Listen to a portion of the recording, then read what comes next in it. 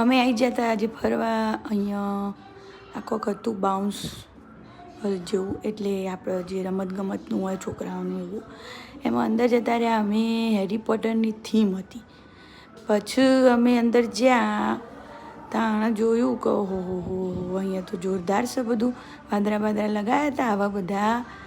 પછી ત્યાં બધા એવું કીધું કે હોય તો છોકરાઓનું નેચ નહીં, તમારે જવું પડશે ઉપર.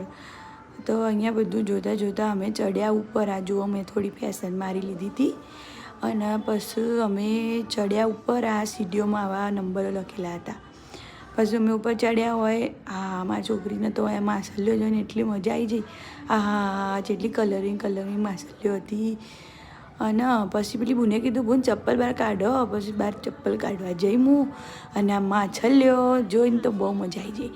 પછી હું આને નાખી દીધી બોલમાં નાખીને એને રમવાની મજા પડી જઈ બગા.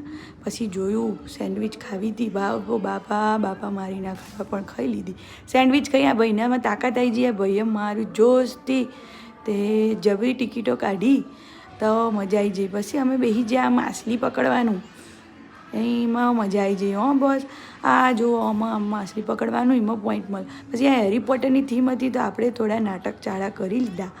એના પછી અમે પહોંચ્યા જે ટિકિટો લીધી હતી ભાઈ, એનાથી પૈસાથી વખત તો લેવું પડે, તે પૈસા વસૂલ કરવા અમે હવે પહોંચી ગયા. ટિકિટો અંદર મશીનમાં નાખી, આ બધા નંબર કોક બતાવતા હતા અંદર.